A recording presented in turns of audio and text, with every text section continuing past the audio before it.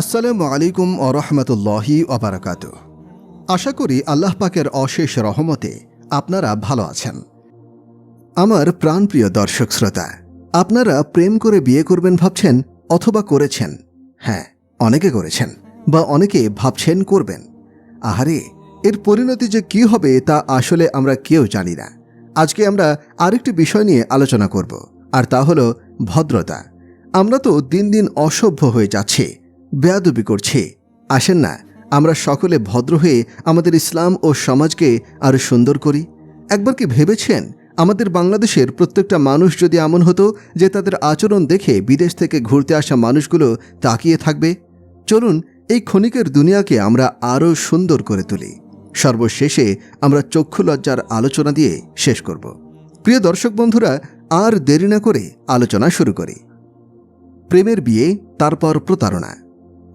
আমি আপনাদের বলবো, বাবা মায়ের পছন্দ অনুযায়ী বিয়ে করো। লাভ ম্যারেজ করলে অল্প দিনের স্বপ্ন পূরণ হয়, কিন্তু পরবর্তী সময়ে ঝগড়া ছাড়া আর কিছুই হয় না। আপনারা বাবা মায়ের পরামর্শ অনুযায়ী বিয়ে করুন। বিবাহিত জীবনে বরকত হবে, আপনারা তাদের দোয়া পাবেন। সন্তানদের বাবা মাদের বলছি, সন্তানদের জোর জবরদস্তি করে বিয়ে দিবেন না। এ ধরনের অত্যাচার আপনারা তাদের উপর করবেন না। বিয়ে ছেলে ও মেয়ে দুজনেরই হক। শরীয়ত ছেলে মেয়েকে এই অধিকার দিয়েছে যে তাদের যদি সম্পর্ক পছন্দ না হয় তাহলে তারা না করে দেওয়ার অধিকার রাখে। ছেলে মেয়ের যদি পছন্দ না হয়, তারা যদি সেই সম্পর্কে জড়াতে না চায়, তাহলে সেটি নাফরমানি হবে না। আমাদের প্রিয় নবী সাল্লাল্লাহু আলাইহি ওয়াসাল্লাম বলেছিলেন, আমি যেখানে আমার মেয়েকে বিয়ে দিয়েছি তখন প্রথমে আসমান থেকে ফেরেশতা এসেছিল। আমি যখন বিয়ে করেছি তখনও আসমান থেকে ফেরেশতা এসেছিল। নবী নন্দিনী হজরত ফাতেমা রাদিয়াল্লাহু আনহাকে বিয়ে করার জন্য হজরত আবু বকর রাদিয়াল্লাহু আনহু প্রস্তাব দিয়েছিলেন। নবীজি সাল্লাল্লাহু আলাইহি ওয়াসাল্লাম তা নিষেধ করে দেন। হজরত ওমর রাদিয়াল্লাহু আনহু প্রস্তাব দিয়েছিলেন, নবীজি সাল্লাল্লাহু আলাইহি ওয়াসাল্লাম তাও নিষেধ করে দেন। হজরত আলী রাদিয়াল্লাহু আনহু প্রস্তাব দিলেন। তখন হজরত জিবরাইল আলাইহিস সালাম এসে নবীজিকে বললেন, হে আল্লাহর রাসূল, হজরত ফাতেমাকে হজরত আলী রাদিয়াল্লাহু আনহুর সাথে বিবাহ দিয়ে দিন। হজরত আলী রাদিয়াল্লাহু আনহু নবীজি সাল্লাল্লাহু আলাইহি ওয়াসাল্লামের কাছে এসে বললেন, হে আল্লাহর রাসূল। এটা বলে তিনি আর কিছুই বলতে পারলেন না। তিনি লজ্জার কারণে আড়ষ্ট হয়ে গেলেন। নবীজি সাল্লাল্লাহু আলাইহি ওয়াসাল্লাম জিজ্ঞাসা করলেন, আলী, কেন এসেছ? হজরত আলী চুপ হয়ে দাঁড়িয়ে গেলেন। নবীজি সাল্লাল্লাহু আলাইহি ওয়াসাল্লাম বললেন, ফাতেমাকে বিয়ের প্রস্তাব নিয়ে এসেছ? হজরত আলী বললেন, জি হ্যাঁ। নবীজি সাল্লাল্লাহু আলাইহি ওয়াসাল্লাম বললেন, ইনশাআল্লাহ। জিবরাইল আলাইহিস সালাম আসার পরও নবীজি সাল্লাল্লাহু আলাইহি ওয়াসাল্লাম বলেছেন, ইনশাআল্লাহ। নবীজি এটা বলেননি যে তোমার প্রস্তাব কবুল করেছি। নবীজি সাল্লাল্লাহু আলাইহি ওয়াসাল্লাম উঠে বাড়ি চলে গেলেন। হজরত আলী রাদিয়াল্লাহু আনহু বাইরে বেরিয়ে এলেন। বাইরে নবীজি সাল্লাল্লাহু আলাইহি ওয়াসাল্লামের অন্য সাহাবায়ে কেরাম রাদিয়াল্লাহু আনহুম ছিলেন। তারা জিজ্ঞাসা করলেন, কি হয়েছে? হজরত আলী বললেন, নিষেধ করে দিয়েছেন। সাহাবায়ে কেরাম জিজ্ঞাসা করলেন, কিভাবে বলেছেন? আলী রাদিয়াল্লাহু আনহু বললেন, কিছুই তো বলেননি। তখন আব্দুর রহমান ইবনু আউফ বললেন, কিছু কি বলেছেন তিনি? হজরত আলী বললেন, নবীজি শুধু বলেছেন, ইনশাআল্লাহ। হজরত আব্দুর রহমান ইবনু আউফ রাদিয়াল্লাহু আনহু বললেন, তোমার বিয়ের প্রস্তাব কবুল হয়ে গেছে, তাহলে ইনশাআল্লাহ কেন বলেছেন? হ্যাঁ কেন বলেননি? এদিকে নবীজি বাসায় গিয়ে হজরত ফাতিমা রাদিয়াল্লাহু আনহাকে ডাকছেন। ফাতিমা রাদিয়াল্লাহু আনহা কে? তিনি জান্নাতি মহিলাদের সর্দার, হজরত হাসান ও হুসাইন রাদিয়াল্লাহু আনহুমের মা। জান্নাতে একটি নূর আসবে। জান্নাতীরা জিজ্ঞাসা করবে, এটি কিসের নূর? উত্তর আসবে, এর উপরে জান্নাতে হজরত আলী রাদিয়াল্লাহু আনহু এবং হজরত ফাতিমা রাদিয়াল্লাহু আনহা হাসছেন। তাদের দাঁত থেকে এই নূর চমকাচ্ছে। নবীজি সাল্লাল্লাহু আলাইহি ওয়াসাল্লাম হজরত ফাতিমা রাদিয়াল্লাহু আনহাকে জিজ্ঞাসা করলেন, ফাতিমা, তোমার জন্য আলী বিয়ের প্রস্তাব নিয়ে এসেছেন, হ্যাঁ বলবো? আল্লাহু আকবার। হজরত ফাতিমা রাদিয়াল্লাহু আনহা নিষেধ করে দিতেন? নবীজি সাল্লাল্লাহু আলাইহি ওয়াসাল্লাম ফাতিমা রাদিয়াল্লাহু আনহাকে জিজ্ঞাসা করলেন, মা আমার, তোমাকে বিয়ের প্রস্তাব নিয়ে এসেছে, আমি কি তাকে নিষেধ করে দেব? মেয়ে ফাতিমা রাদিয়াল্লাহু আনহা, পাত্র হজরত আলী রাদিয়াল্লাহু আনহু, বাবা মুহাম্মদ সাল্লাল্লাহু আলাইহি ওয়াসাল্লাম, আর তার উপর থেকে জিবরাইল আলাইহিস সালাম এসেছেন। এরপরেও হজরত ফাতিমা রাদিয়াল্লাহু আনহাকে নবীজি সাল্লাল্লাহু আলাইহি ওয়াসাল্লাম জিজ্ঞাসা করেছেন। ছোটদেরও মতামত দেওয়ার অধিকার আছে। ভাইরা আমার, জানা নেই এখানে সামাজিক অবস্থা কেমন পরিবর্তিত হয়েছে। কিন্তু আমাদের এখানে মেয়েদের জিজ্ঞাসা করা হয় না, আর গ্রামে ছেলেদেরকেও জিজ্ঞাসা করা হয় না। তোমাদের ছেলে মেয়ের অধিকার আছে, সে বিয়ের প্রস্তাবে হ্যাঁ করবে বা না করবে। আল্লাহর রাস্তে বাবা মাদের বলছি, জোর জবরদস্তি করবেন না। বাচ্চাদের বলছি, আল্লাহর রাস্তে লাভ ম্যারেজ করবেন না। এটি প্রতারণা। জীবন আখলাখ দ্বারা অতিবাহিত হয়, চেহারা দ্বারা হয় না। এটি একটি অবাস্তব কল্পনা মাত্র। এক মহিলা এসে কান্না করতে করতে আমাকে বলল, মাওলানা, আমার স্বামী বিলিয়নার, কিন্তু সে আমার সাথে এতই খারাপ ব্যবহার করে যে সে অনেক খারাপ একটা স্বামী। খুবই বাজে ব্যবহার করে আমার সাথে। সে আমাকে জীবিতই মেরে ফেলেছে। আর কিছুদিন পর এক যুবক এসে আমাকে বলল, মাওলানা, আমার সম্পদের কোনো অভাব নেই, কিন্তু আমার স্ত্রী আমার সঙ্গে খুব খারাপ ব্যবহার করে। তার মুখের ভাষা খুবই জঘন্য, যে তার কারণে আমার পরিবার ধ্বংস হয়ে গিয়েছে। এক স্থানে মহিলার কারণে এবং তার খারাপ ব্যবহারের কারণে পরিবারের শান্তি বিনষ্ট হয়ে গিয়েছে। আরেক জায়গায় পুরুষের বাজে ব্যবহারের কারণে পরিবারের শান্তি চলে গিয়েছে। পরিবারের শান্তি উত্তম আখলাখ দ্বারা হয়। বড়দের বলছি, ছোটদের পরামর্শ নিয়ে কাজ করুন। ছোটদের বলছি, বাবা মায়ের পরামর্শ অনুযায়ী চলুন। যদি মতবিরোধ হয় তাহলে বাবা মায়েদের বলছি, আপনার সন্তানের পরামর্শকে গুরুত্ব দিন, কেননা তার জীবন অতিবাহিত করবে। এটি হল নবীজি সাল্লাল্লাহু আলাইহি ওয়াসাল্লামের পবিত্র ও সুন্দরতম জীবনী। ঝগড়া থেকে বিরত থাকুন। হে ভাইরা আমার, আপনাদের থেকে বেশি সময় নিয়েছি। আপনারা একটি সমাজের ভেতর বসবাস করেন। আপনাদের মধ্যে ঝগড়া বিবাদ থাকতেই পারে। এমনও হতে পারে যে অনেক পুরুষ অন্য পুরুষের সাথে কথা বলেন না, মহিলারা মহিলার সঙ্গে কথা বলে না ঝগড়ার কারণে। একটি কথা আপনাদের সবাইকে বলছি, যাদের একে অপরের সঙ্গে ঝগড়া রয়েছে, এখান থেকেই উঠে পরস্পরের সমঝোতা করে নিন। একে অপরকে ক্ষমা করে দিন। একজন আরেকজনকে গলায় লাগিয়ে নিন। একজন অপরজনের বিরুদ্ধে মামলা করে দিয়েছেন। স্বামী স্ত্রীর মধ্যে সমঝোতা।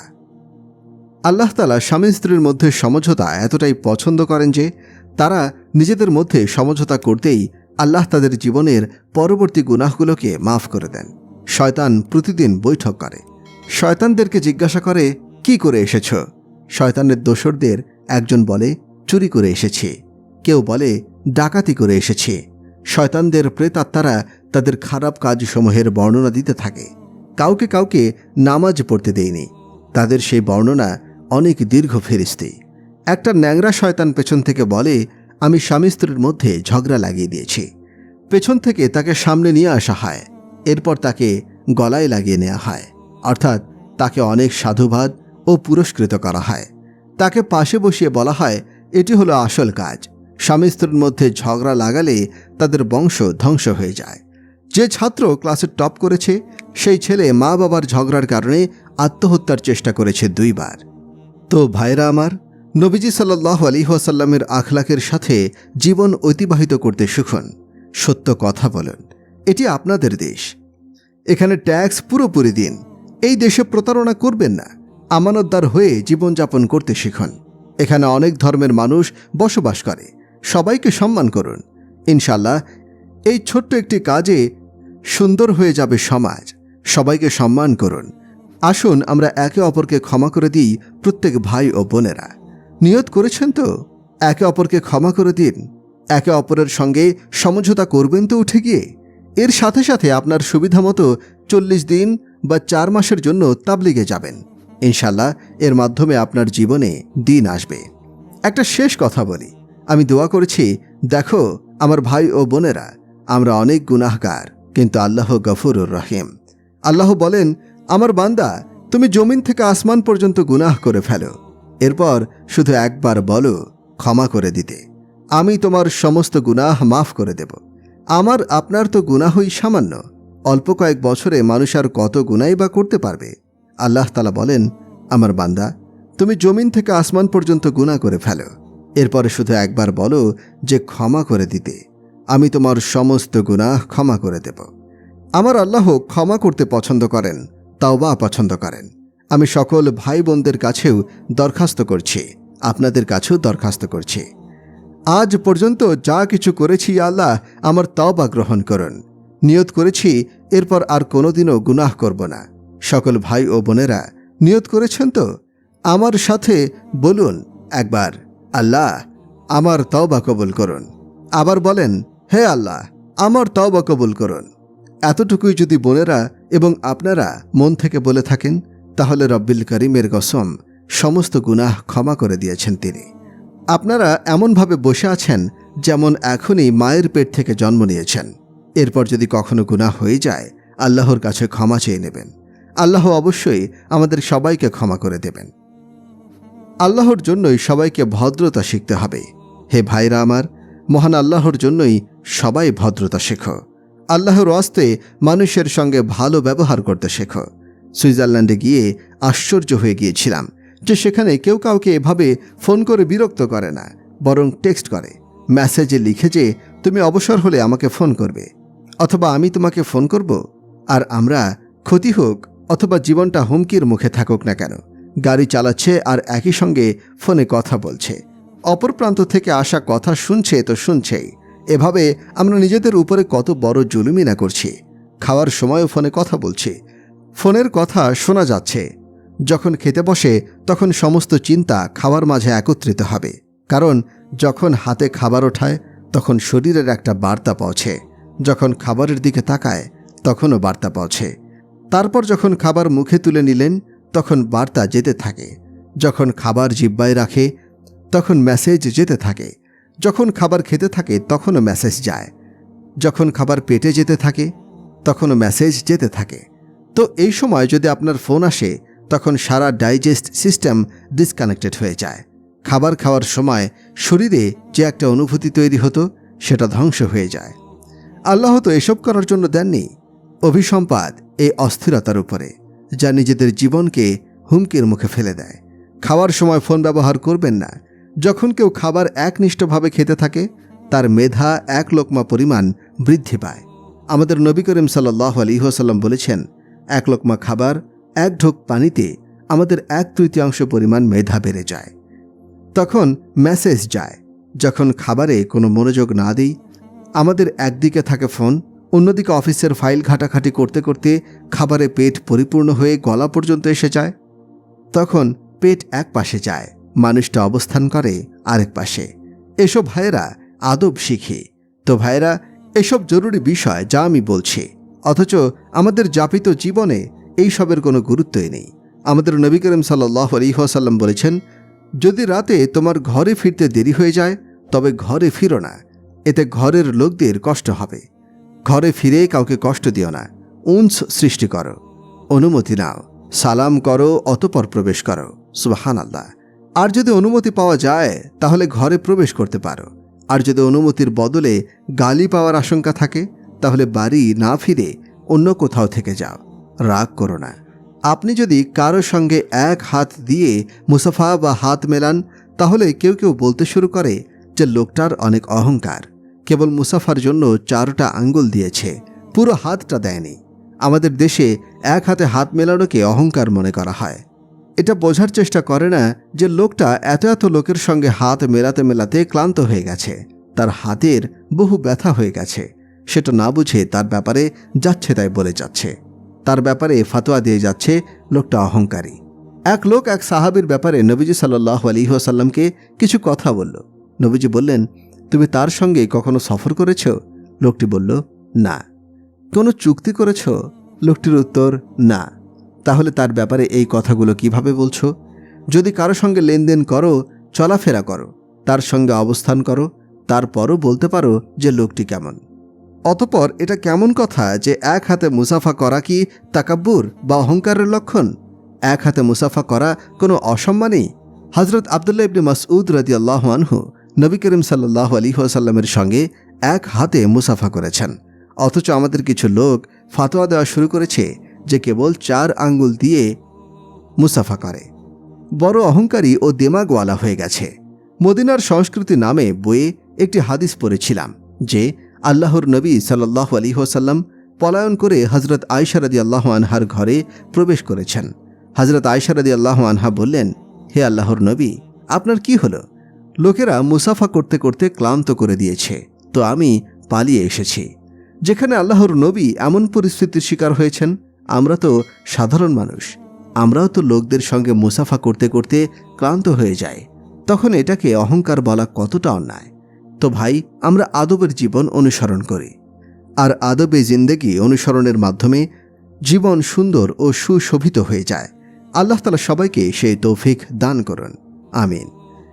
সৈয়দ আনোয়ার ও মোহাম্মদ ইউসুফ যখন মুসলমান হলেন, ইসলামের ওপর চলতে শুরু করলেন, তারা দুজন আমার কাছে এলেন এবং বললেন, সারা জীবন ক্রিকেট খেলায় ব্যয় করেছি, তো জান্নাতে যাওয়ার কোনো সহজ পথ বাতলে দিন।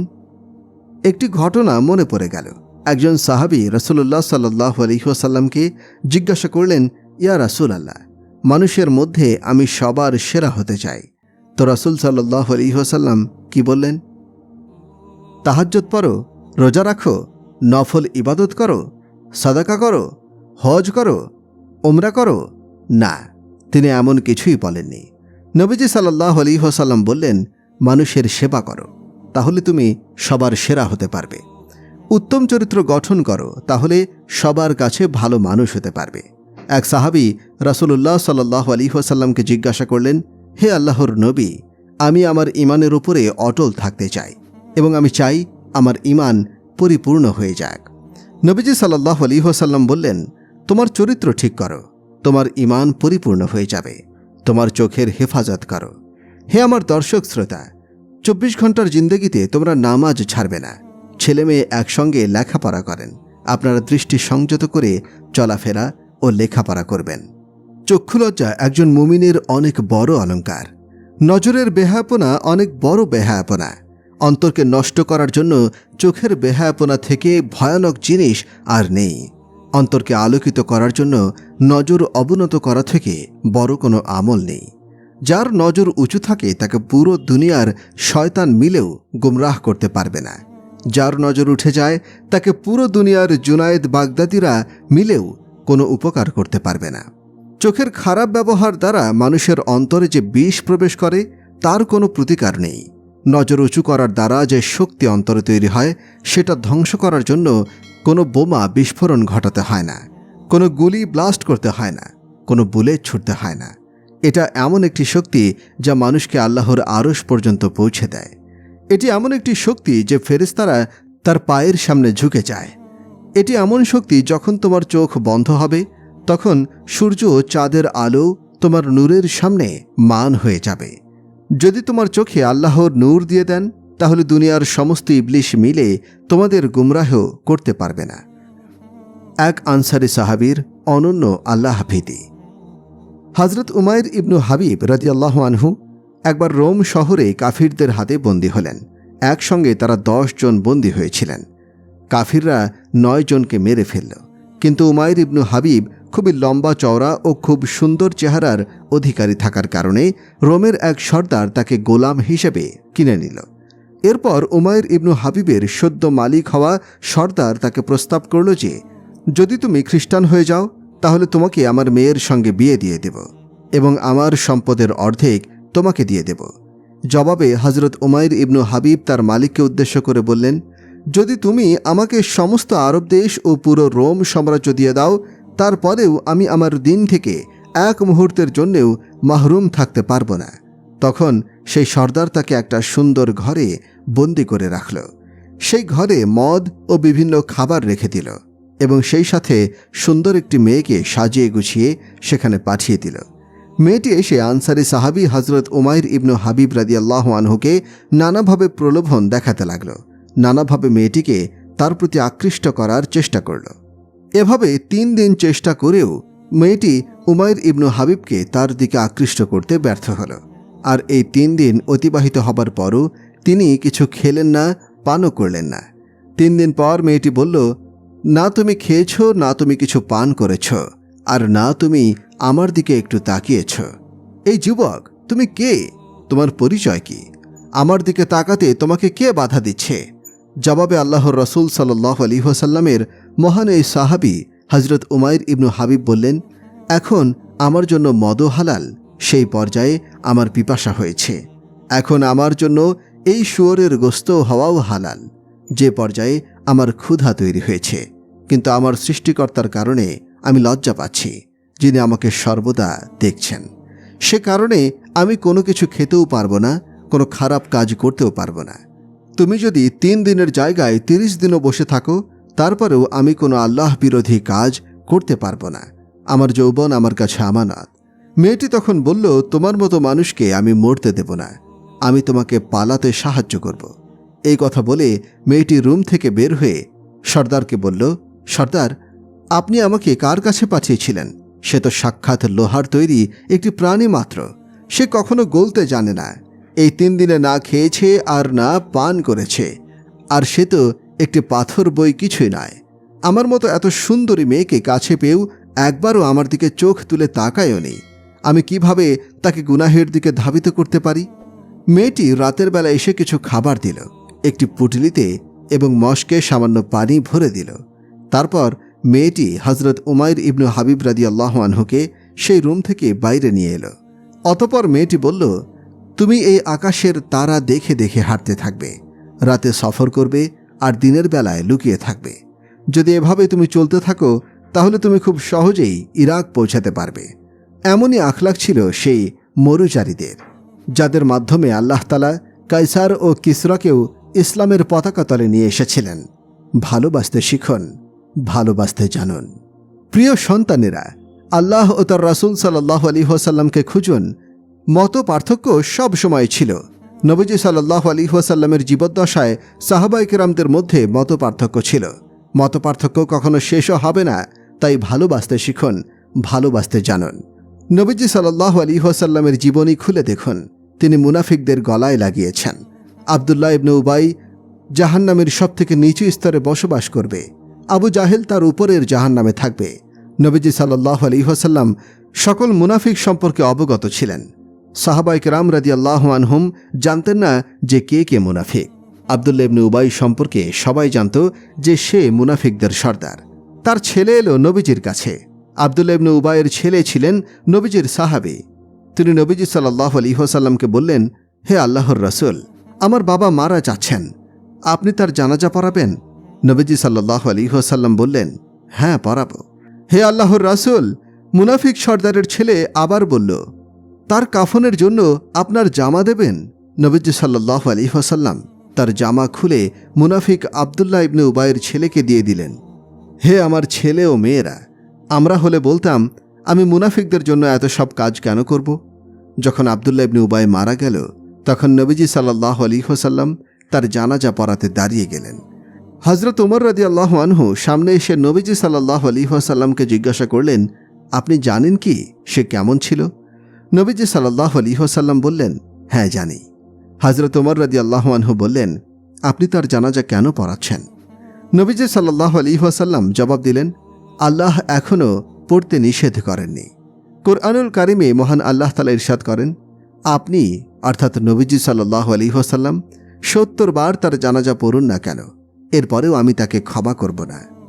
আমাদের নবীজি সাল্লাল্লাহু আলাইহি ওয়াসাল্লাম বলেছেন, যদি আল্লাহ তাআলা বলতেন যে এই মুনাফিকের জানাজা 70 বার পড়তে, তাহলে আমি এই কমবক্তের জানাজা সেই 70 বারই পড়তাম। আমরা তার উম্মত হয়ে সালামের উত্তর দেই না, একে অপরের পেছনে নামাজ পড়ছি না, একে অপরের বিরুদ্ধে কুফরের ফতোয়া দিচ্ছি। নবীজি সাল্লাল্লাহু আলাইহি ওয়াসাল্লাম মুনাফিকদের সর্দার আব্দুল্লাহ ইবনে উবাইয়ের মতো কট্টর নবী ও ইসলাম বিদ্বেষীদের জানাজা নামাজ পড়িয়েছেন এবং বলেছেন, আমার আল্লাহ এখনও আমাকে নিষেধ করেননি, যদি আল্লাহ তাকে ক্ষমা করে দেন। নবীজি সাল্লাল্লাহু আলাইহি ওয়াসাল্লামের কাছে আব্দুল্লাহ ইবনে উবাইয়ের লাশ নিয়ে যাওয়া হলো। তারপর তাকে কবরে রাখা হলো। নবীজি সাল্লাল্লাহু আলাইহি ওয়াসাল্লাম বললেন, তাকে কবর থেকে বের করো। তাকে কবর থেকে আবার ওঠানো হলো। তখন নবীজি সাল্লাল্লাহু আলাইহি ওয়াসাল্লাম তার মুখের লালা আঙুল দিয়ে বের করে মুনাফিকের মুখের মধ্যে দিয়ে দিলেন এবং বললেন, যদি আল্লাহ তাকে ক্ষমা করে দেন। এই অভাবনীয় দৃশ্য দেখে তখন প্রায় 100 মুনাফিক পুনরায় কালেমা পড়েছিল। প্রিয় দর্শক শ্রোতা, এমন সব মনোমুগ্ধকর ঘটনা ও ইহকাল থেকে পরকাল পর্যন্ত বিস্তারিত ইসলামিক বিষয় নিয়ে আলোচনা করা হয় আমাদের চ্যানেলে। আপনি যদি আমাদের চ্যানেলে নতুন হয়ে থাকেন তাহলে অবশ্যই সাবস্ক্রাইব করবেন। আজকে এ পর্যন্তই। পরবর্তী ভিডিও দেখার জন্য আমন্ত্রণ রইল। ধন্যবাদ।